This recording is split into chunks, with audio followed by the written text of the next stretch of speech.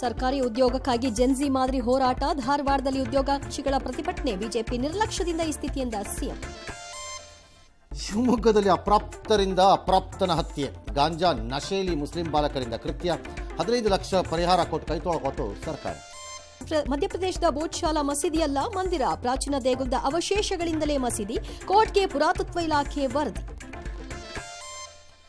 ಅಜೀಂ ಪ್ರೇಮ್ಜಿ ವಿವಿಯಲ್ಲಿ ದೇಶ ವಿರೋಧಿ ಕಾರ್ಯಕ್ರಮ, ಎಬಿವಿಪಿ ಕಾರ್ಯಕರ್ತರ ಮುತ್ತಿಗೆ ಪ್ರತಿಭಟನೆ, ಲಕ್ನೋದಲ್ಲಿ ನಮಾಜ್ ವರ್ಸಸ್ ಚಾಲೀಸಾ ಫೈಟ್. ದೈವ ಅಪಮಾನಿಸಿದ ರಣವೀರ್ಗೆ ಕೋರ್ಟ್ ಚಾಟಿ, ಸ್ಟಾರ್ ಆದ್ರೂ ಕಾನೂನು ಒಂದೇ ಅಂತ ತರಾಟೆ, ರೇಣುಕಾಸ್ವಾಮಿ ಕೇಸಲ್ಲಿ ತನಿಖಾಧಿಕಾರಿ ಎಡವಟ್ಟು.